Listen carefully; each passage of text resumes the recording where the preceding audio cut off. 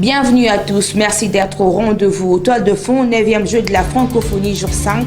La RDC compte déjà 11 médailles, 2 en or, 4 en argent et 5 en bronze. Elle occupe la 5e place dans le classement général du pays. Chaque 1er août en RDC, l'on remémore ses parents vivants ou morts. De milliers de Congolais se recueillent devant le temple de êtres chers et ses propos de travail de nettoyage.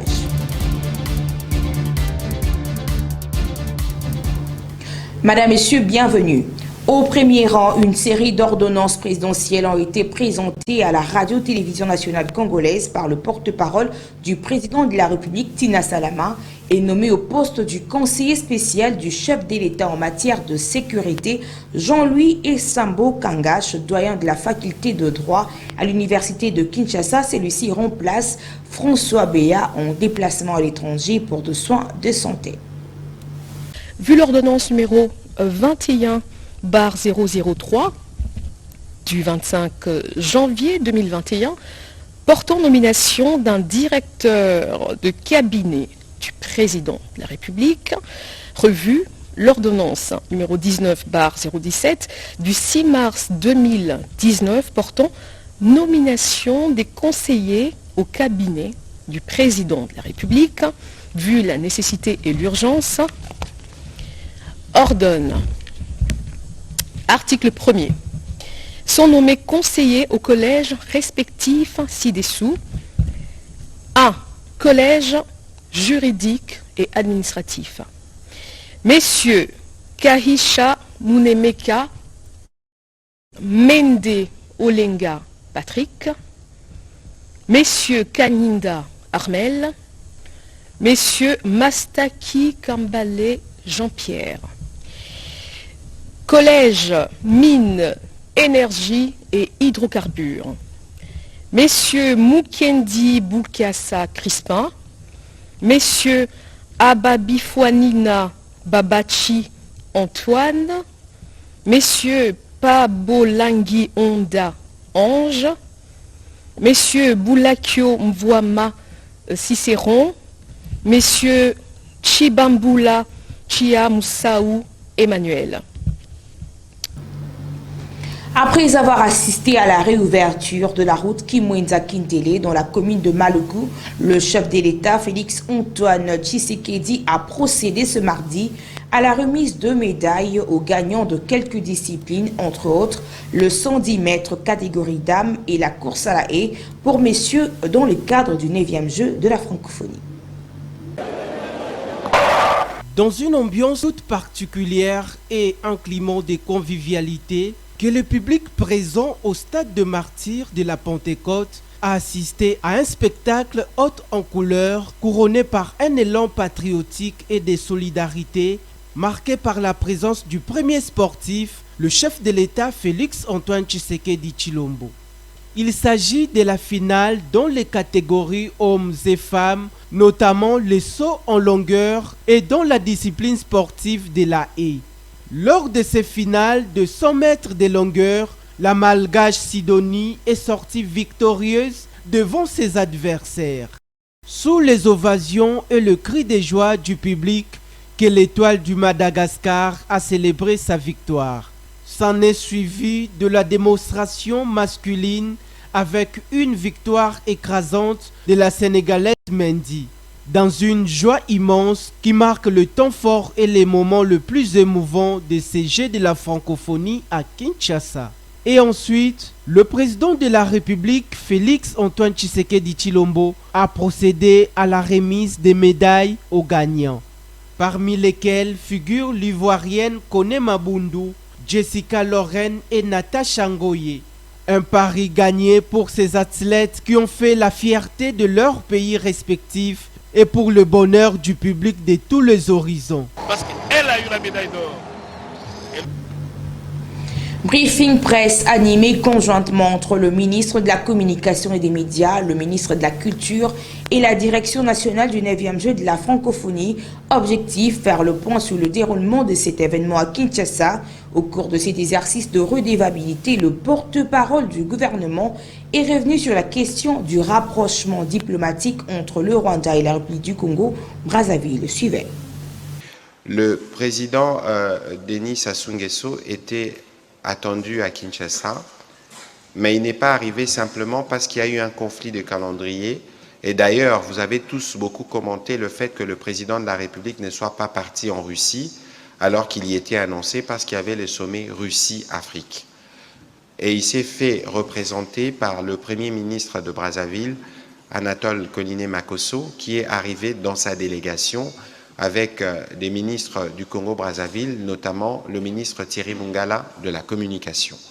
Et donc, cette présence à la cérémonie marquant les débuts des Jeux de la francophonie illustre déjà la nature de rapport que nous avons. Comme je l'ai dit la dernière fois, chaque pays est souverain et libre d'avoir sa stratégie diplomatique. Que le Congo-Brazza ou que la République centrafricaine se rapproche du Rwanda, nous, comme pays, on respecte leur choix. Ici, il faut comprendre la frustration.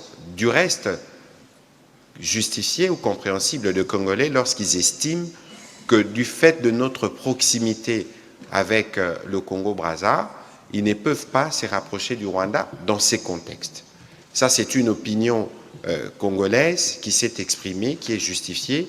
Il faut la respecter parce que nous sommes dans un cadre démocratique où les citoyens ont le droit de s'exprimer sur la situation générale du pays, y compris dans ce qui se passe dans la sous-région. Au cours de ce briefing conjoint, Isidore Kwanja, directeur national du 9e jeu de la francophonie, rassure le public congolais de la prestation de l'artiste musicien Ferregola avant la clôture de ces jeux de la francophonie. Concernant la question de Ferregola, vous savez, je vous l'ai dit tantôt que moi, j'ai eu le privilège de les recevoir. Nous avons échangé longuement sur un certain nombre de projets que nous voulons développer ensemble. Vous savez que c'est un grand leader musical ici dans notre pays et aussi au niveau international. Il a été disposé de travailler avec nous sur un certain nombre de projets.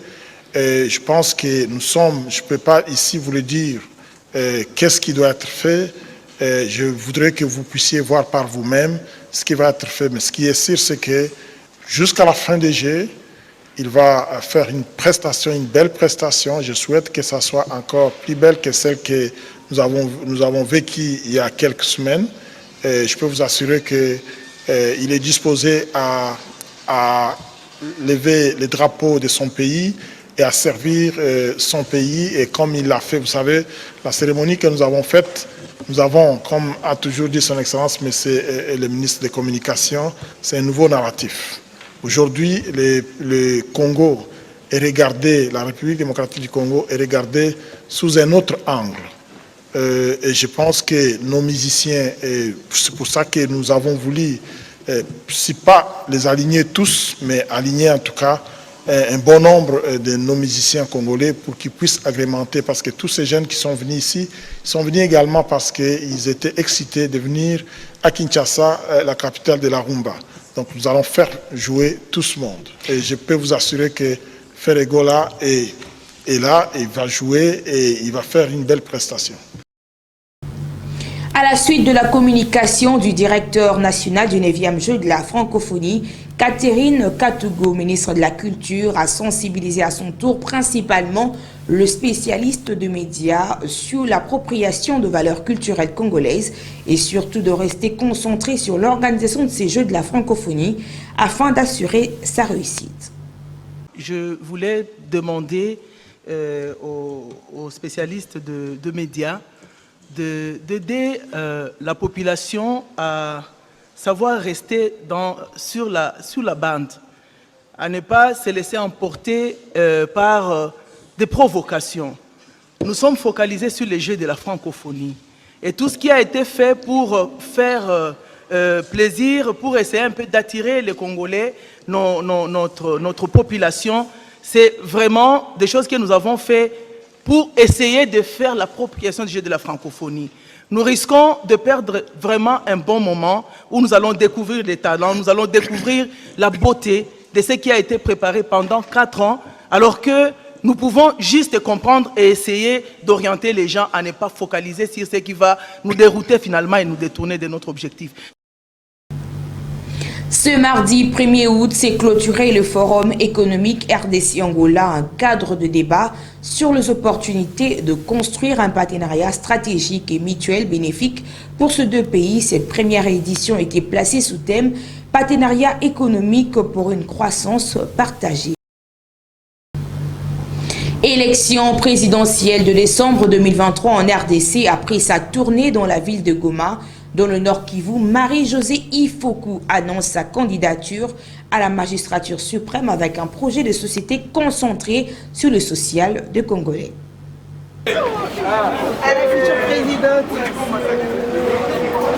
À 5 mois des élections en République démocratique du Congo, Marie-Josée Ifoku, présidente de l'Alliance des élites pour un nouveau Congo, déclare sa candidature à la magistrature suprême. Je viens de rentrer de Goma. J'avais décidé de m'y rendre d'abord parce que j'étais invité pour la journée internationale de la femme africaine. Et c'est absolument là-bas que je voulais aller déclarer ma candidature. C'était important pour nous parce que c'est vrai qu'il y a la misère en RDC, mais c'est là-bas qu'on trouve les plus démunis. Et je tenais absolument à le faire à côté d'eux pour qu'ils sachent qu'il y a des gens à travers la République qui pensent à eux, qu'il y a des gens qui savent qu'il y a des Congolais qui souffrent. Et c'est ainsi que j'ai été célébré, façon de parler, cette journée-là avec elles, pour leur dire de pouvoir garder espoir que nous sommes en train de mener un combat à un niveau très élevé. Et c'est pour prendre soin de tous les Congolais, en commençant par les plus démunis. Une déclaration faite après sa tournée dans la ville de Goma, dans les camps des déplacés des Mérou, où elle était invitée à l'occasion de la Journée internationale de la femme africaine, célébrée chaque 31 juillet. Face aux accusations de certains leaders politiques au bureau de la Commission électorale nationale indépendante, la présidente de l'ANC s'est dit confiant à la population congolaise. Mais bien sûr, ce n'est pas pour rien qu'on s'est lancé. On a connu un échec. Lorsqu'on connaît un échec, ça vous donne la force. Et vous connaissez, à partir de ces erreurs-là, vous pouvez mieux vous corriger. Et c'est ainsi que nous avons décidé de retourner dans la course, parce que nous savons qu'aujourd'hui, nous avons la capacité d'aller gagner ces élections. Bon, le débat pour nous, ce n'est pas qu'on fait confiance à la CENI ou pas. Le débat pour nous aujourd'hui, nous faisons confiance au peuple congolais. Et nous savons que le peuple congolais, quand il aura choisi son président, il le reconnaîtra. C'est à son retour dans la capitale congolaise, accueilli par le membre de sa famille biologique et politique à l'aéroport international d'Ndjili, qui est la génitrice de l'idéologie de la combolisation, a révélé sa position au peuple qu'elle a tant aimé. Par ailleurs, l'Assemblée provinciale du Kasaï oriental a adressé une correspondance le lundi 31 juillet dernier aux gérants de banques Equity Bank BCDC, Banque centrale du Congo, Eurobank, BGSFI Bank, de suspendre toutes les opérations bancaires à l'initiative du gouverneur de cette province, Patrick Mathias Kabea. Dans ces documents signés le lundi 31 juillet par le président de l'organe délibérant, la première institution de la province a pris cette décision conformément à ces résolutions portant respectivement en accusation et poursuite judiciaire du gouverneur Patrice Mathias Kabea pour outrage à l'Assemblée provinciale et détournement de deniers publics devant la Cour de cassation. Toutefois, l'Assemblée provinciale du Kasaï oriental affirme que le gouverneur Mathias Kabea, mis en accusation, est réputé en tant que démissionnaire. Pour rappel, Mathias Kabea dénonce toujours plusieurs irrégularités qui ont entaché la procédure de sa mise en accusation par l'organe délibérant et insiste sur l'arbitrage du chef de l'État pour sauver la province.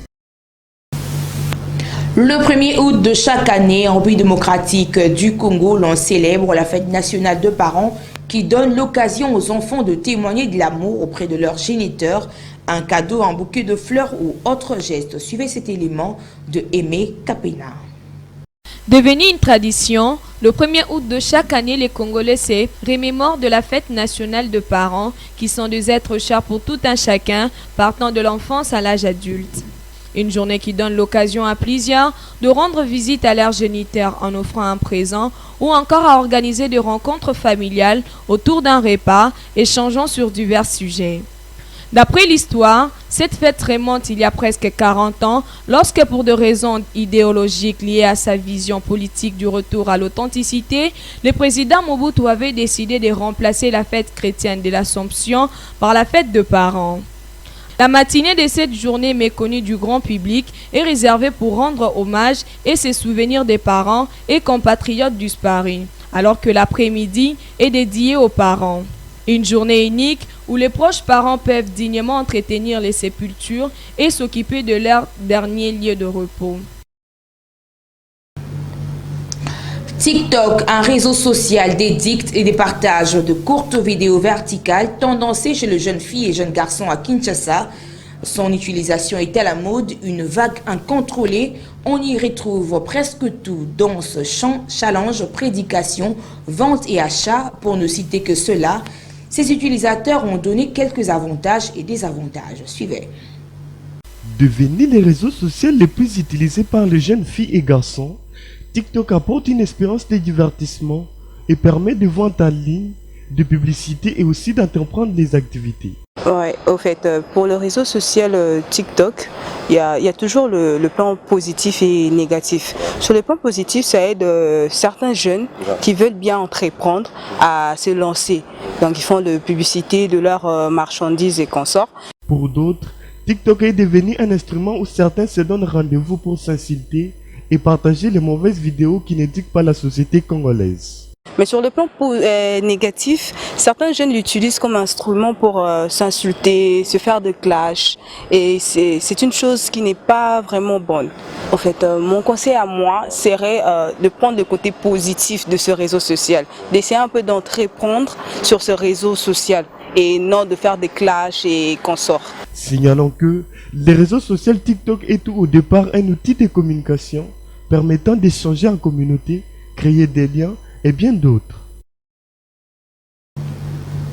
Rendons-nous en international pour parler du coup d'État au Niger. Retenez que toute intervention militaire au Niger est une déclaration de guerre au Burkina Faso et au Mali. Aussi, toute intervention de la CEDEAO à Niamey entraînera le retrait de Ouagadougou et de Bamako dans cette organisation. Ceci ressort d'un communiqué conjoint du Burkina Faso et du Mali, lu le 31 juillet dernier par le porte-parole du gouvernement burkinabé. Au nom de nos plus hautes autorités, j'ai l'insigne honneur de donner une lecture du communiqué conjoint numéro 001 du Burkina Faso et de la République du Mali. Communiqué dont la teneur suit.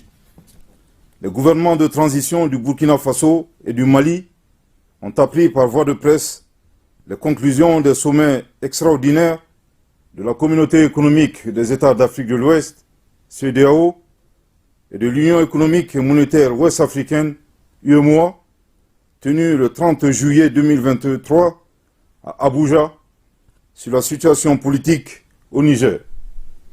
Les gouvernements de transition du Burkina Faso et du Mali, 1.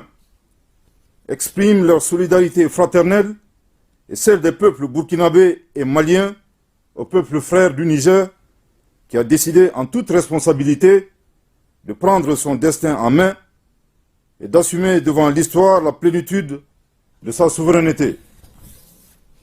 2. Dénonce la persistance de ces organisations régionales à prendre des sanctions aggravant la souffrance des populations et mettant en péril l'esprit de panafricanisme. 3. Refuse d'appliquer ces sanctions illégales, illégitimes et inhumaines contre le peuple et les autorités nigériennes. 4. Avertissent que toute intervention militaire contre le Niger s'assimilerait à une déclaration de guerre contre le Burkina Faso et le Mali. Je répète. 4. Avertissent que toute intervention militaire contre le Niger s'assimilerait à une déclaration de guerre contre le Burkina Faso et le Mali. Je répète pour une dernière fois. 4. Avertissent que toute intervention militaire contre le Niger s'assimilerait à une déclaration de guerre contre le Burkina Faso et le Mali. Dans le même ordre d'idée, une opération d'évacuation de Français du Niger par voie aérienne est en cours de préparation et aura lieu très prochainement. Une annonce faite par le ministre des Affaires étrangères à Paris.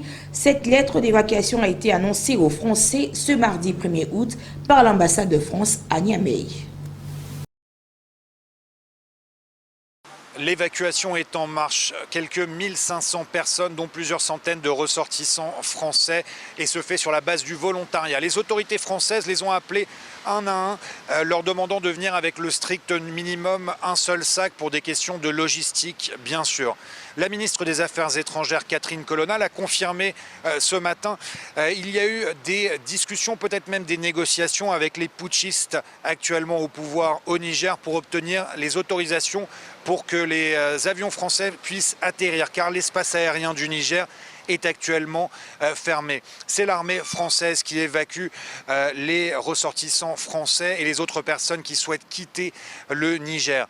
Ce matin, au Quai d'Orsay, il y a eu une réunion de crise avec notamment des membres de l'équipe de Catherine Colonna et des représentants de l'armée française pour faire un point sur la situation et discuter de l'évacuation qui pourrait durer jusqu'à demain matin, car il y a plusieurs vols. Bien évidemment, il y aura une rotation de vol. Et l'Elysée suit aussi de très près la situation. J'ai pu m'entretenir avec un des membres de l'équipe, membre de l'entourage du président Emmanuel Macron, qui me disait que le président de la République suit minute par minute ce qu'il se passe, l'évacuation, mais aussi la situation au Niger. Il discute avec l'ambassade de France là-bas et aussi avec des présidents africains, des présidents de la région pour avoir leurs sentiments sur la situation actuelle au Niger. Et bien sûr, le président de la République suit cette évacuation qui doit se faire, je cite, en bon ordre. Bouclons cette édition du journal par le valeur nutritive. Que savez-vous du sésame? Suivez ces reportages. Le sésame est une plante annuelle de la famille de Pédalicées, largement cultivée pour ses graines. Elle aurait été domestiquée dans le sous-continent indien et il est même probable que ce soit la première plante oléagineuse à avoir été cultivée. Le sésame est principalement cultivé dans les régions tropicales, subtropicales et tempérées chaudes d'Afrique et d'Asie. Il connaît un fort développement dans le pays subsaharienne du fait de sa culture facile et des faibles coûts de production. Cette petite graine oléagineux au délicat goût de noisette est utilisée partout à travers le monde. Le sésame est un trésor de bienfaits nutritionnels. Le sésame fait partie des aliments les plus riches en antioxydants. Ces oxydants ont la capacité de protéger les cellules du corps de l'effet néfaste de radicaux libres. Ces derniers sont impliqués dans l'apparition de maladies liées au vieillissement, de certains cancers et de maladies cardiovasculaires. Les principaux antioxydants du sésame sont la vitamine E, le sésamol, le sésaminol et les tocophérols. Il provient à certains cancers de la femme. Le sésame est particulièrement riche en lignanes, des composés végétaux à l'effet proche de l'hormone sexuelle féminine. Outre ses précieux lipides, le sésame est considéré comme l'un des aliments les plus complets en raison de grandes variétés de micronutriments qu'il contient.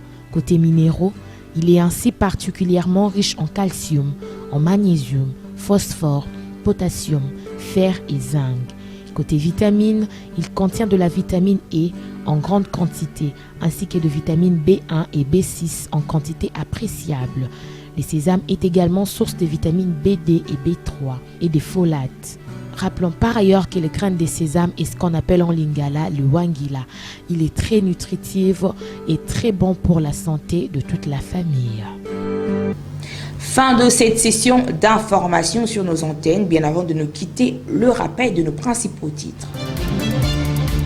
9e jeu de la francophonie jour 5, la RDC compte déjà 11 médailles, 2 en or, 4 en argent et 5 en bronze. Elle occupe la 5e place dans le classement général de pays.